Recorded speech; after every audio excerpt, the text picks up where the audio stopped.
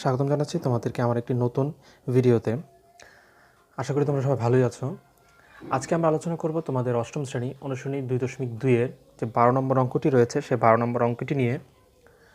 তো চলো আমরা 12 নম্বর অঙ্কটির সমাধান করার চেষ্টা করি। সেটা হচ্ছে 12 নম্বর, এক ব্যক্তি একটি ঋণদান সংস্থা থেকে বার্ষিক 8% চক্রবৃদ্ধি মুনাফায় 5,000 টাকা ঋণ নিলেন। অর্থাৎ একজন ব্যক্তি ঋণদান সংস্থা, অর্থাৎ যারা ঋণ প্রদান করেন এরকম একটি সংস্থা থেকে বার্ষিক 8% মানে বছরে 8% মুনাফার চক্রবৃদ্ধি মুনাফায় 5,000 টাকা ঋণ নিলেন। প্রতি বছর শেষে তিনি 2,000 টাকা করে পরিশোধ করেন। আচ্ছা, তিনি ঋণ নিয়েছেন কিভাবে? 8% হারে চক্রবৃদ্ধি মুনাফায়। তাহলে চক্রবৃদ্ধি মুনাফার সূত্র আমরা ইতিমধ্যেই শিখে গেছি। তো চক্রবৃদ্ধি মুনাফার হারে তিনি 8% করে 5,000 টাকা ঋণ নিলেন। প্রতি বছর শেষে তিনি 2,000 টাকা করে পরিশোধ করেন। তাহলে আমরা জানি কোনো প্রতিষ্ঠান থেকে যদি ঋণ গ্রহণ করা হয় তাহলে সেই প্রতিষ্ঠানের যে নির্দিষ্ট মুনাফা থাকে সে মুনাফা এই আসলের সাথে অ্যাড হতে থাকে এবং যে টাকা পরিশোধ করব তারপর সেই টাকা সেখান থেকে মাইনাস হবে। তো এখানেও একজন ব্যক্তি যিনি চক্রবৃদ্ধি মুনাফায় 8% হারে 5,000 টাকা ঋণ গ্রহণ করলেন। তাহলে প্রথম কি করতে হবে আমাকে? এই 5,000 টাকার বার্ষিক 8% করে কত টাকা মুনাফা আসে এটা আমাকে প্রথমে নির্ণয় করতে হবে।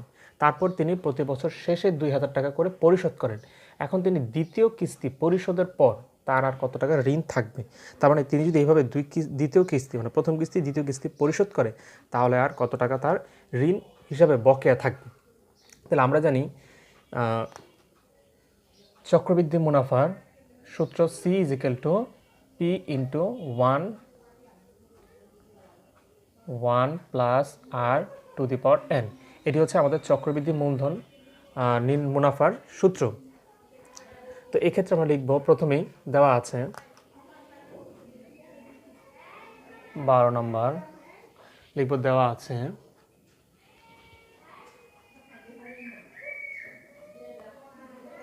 আছে তিনি মুনাফার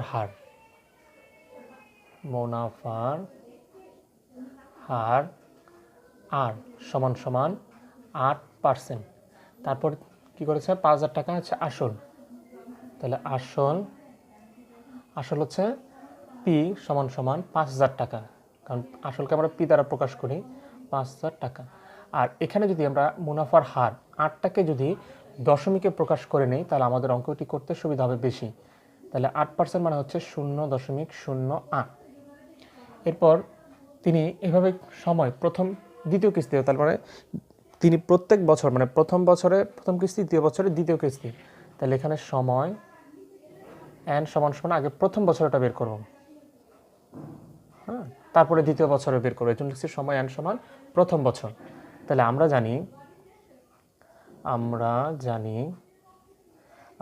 সি, কারণ তার যে এই যে তিনি ঋণ নিয়েছেন তাহলে এটার উপরে আগে প্রথমে মুনাফা হবে। এই মুনাফাটা আমার ওই আসলের সাথে মানে 5,000 টাকার সাথে অ্যাড হবে, তারপর আমি সেখান থেকে 2,000 টাকা মাইনাস করব।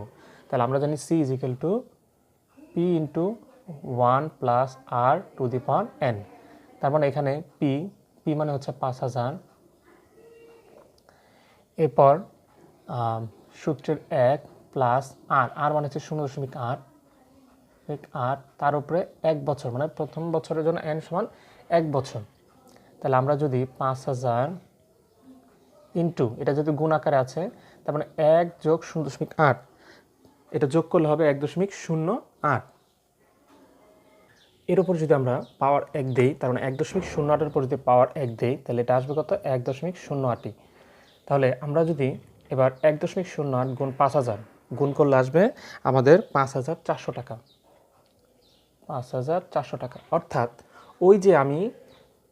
ওই ব্যক্তি যে ঋণ সংস্থা থেকে ঋণ গ্রহণ করেছে তাহলে সেই 5,000 টাকার 1 বছরের চক্রবৃদ্ধি মুনাফা হবে 5,400 টাকা। তাহলে এরপর কি বলেছে? তিনি বছর শেষে 2,000 টাকা পরিশোধ করেন।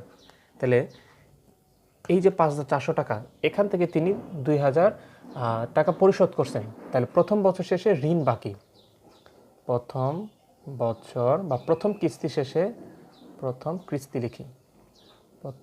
কিস্তি শেষে ঋণ বাকি। তার মানে 5,400 টাকা থেকে তিনি যে 2000 টাকা পরিশোধ করেছেন সেই 2000 টাকা মাইনাস করুন, তাহলে থাকবে কত? 3400 টাকা। তার মানে প্রথম কিস্তি তিনি পরিশোধ করার পরে আর এখনও 3400 টাকা বাকি রয়েছে। অর্থাৎ তিনি যে মুনাফা নিয়েছিলেন, মুনাফার 8%, আসল পি 5000, বলেছেন তিনি যে ঋণদান সংস্থা থেকে ঋণ গ্রহণ করেছেন সেটি হচ্ছে চক্রবৃদ্ধি আকারে। তাহলে তিনি 5000 টাকা মুনাফা 5000 টাকা ঋণ নিয়েছিলেন, তার উপরে আমাদের সূত্র অনুসারে মান বসেছি। তো 1 যোগ 0.8, এটা যোগ করলে হবে 1.08, এরপর পাওয়ার দিলে 1, এটাই আসে। তাহলে 5000 গুণা তো হচ্ছে 5400 টাকা। তার মানে তিনি যে প্রথম বছর ঋণ গ্রহণ করেছিলেন সেই প্রথম বছর শেষে ওই সংস্থা তার নিকট পাওনা বাবদ হয়েছে 5400 টাকা, আর তিনি প্রথম কিস্তি শেষে পরিশোধ করেছেন 3000 টাকা আর 2000 টাকা। তাহলে এখনও তার 3400 টাকা কিস্তি বাকি আছে, অর্থাৎ 3400 টাকা ওই সংস্থা তার থেকে এখনও পাবে। তাহলে দ্বিতীয় বছরান্তে আমরা লিখলাম C is equal to same একই সূত্র, পি ইন্টু 1 + r⁴n। এখানে এবার বসে মান বসাবো, দেখে এটা হচ্ছে পি মানে এখন তার কিন্তু সেই 5000 টাকা কিন্তু আর নেই। হ্যাঁ, এবার তার আসলে পরিমাণ হচ্ছে 3400 টাকা, কারণ তিনি যা মুনাফা সহ আসছিলেন 5400 টাকা, এখান থেকে তিনি 2000 টাকা দিয়ে দিয়েছেন। তাহলে এখন তার 3000 টাকা, তার মানে আসলের পরিমাণ এখন 3400, 5000 টাকা কিন্তু না। সূত্রের 1 যোগ আর সমান একই 0.08, তার উপরে হচ্ছে এন সমান এখানে 1 বছর, আর এটা দ্বিতীয় বছরান্তে মানে পরের বছরের জন্য আবার কিন্তু 1 বছরে মুনাফাই আসবে। হ্যাঁ, এখানে ভুল করা যাবে না, এখানে 2 লেখা যাবে না যে দ্বিতীয় বছরের জন্য 2 না, এখানে দ্বিতীয় বছরান্তে আমরা কিন্তু ওই 1 বছরের মুনাফার পরিমাণই কিন্তু নির্ণয় করব। তাহলে এখানে একই আসবে। তার মানে 3400 গুণ 1 যোগ 0.8, তার উপরে পাওয়ার দিলে এটাই আসে 1.08। যদি 3400 দিয়ে গুণ করি তাহলে আসবে 3600, অর্থাৎ 3400 যদি আমরা 1.08 দিয়ে গুণ করি তাহলে আসবে 3672 টাকা, আসবে 3672 টাকা। তার মানে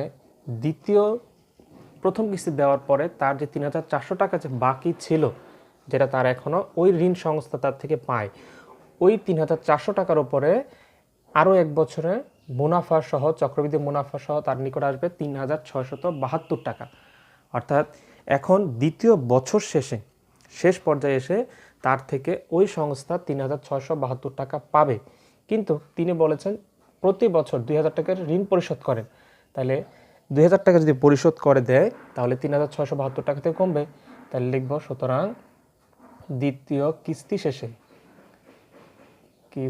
শেষে ঋণ এখনো বাকি, 3672 টাকা তারা পাবে তার থেকে। এর থেকে 2000 টাকা তিনি দিয়ে ফেলছেন, যদি 2000 টাকা দিয়ে ফেলে তাহলে আর 1672 টাকা ওই ঋণ সংস্থা তার নিকট থেকে পাবে। অর্থাৎ দ্বিতীয় বছরের দ্বিতীয় কিস্তি, মানে প্রথম বছরের প্রথম কিস্তি, দ্বিতীয় বছরের দ্বিতীয় কিস্তি দেওয়ার পরেও তার থেকে ওই ঋণ সংস্থা এখনও 1672 টাকা তার নিকট থেকে পাবে। আবার যদি পরের বছর যায় তাহলে এই 1672 টাকার উপরে ওই সূত্র অনুসারে মুনাফা ধরতে হবে, তারপর আবার তিনি 2000 টাকা পরিশোধ করবেন। এভাবে তিনি পরিশোধ করে গেছেন। অর্থাৎ উত্তর 1672 টাকা, অর্থাৎ দ্বিতীয় কিস্তির পর ওই ঋণ সংস্থা তার নিকট থেকে এখনও 1672 টাকা পাবে। আর এ হচ্ছে তোমাদের অনুশীলনী 2.2-এর 12 নম্বর অঙ্কটির সহজ সমাধান। আশা করি ভিডিওটি তোমাদের অঙ্কটি বুঝতে অবশ্যই সহায়তা করেছে। তাহলে অবশ্যই বলবো, যারা আমার চ্যানেল নতুন তারা অবশ্যই আমার চ্যানেলটিকে সাবস্ক্রাইব করে পাশে থাকা বেল আইকনটি অন করে পরবর্তী ভিডিওর জন্য আমার সঙ্গেই থাকবে। ধন্যবাদ।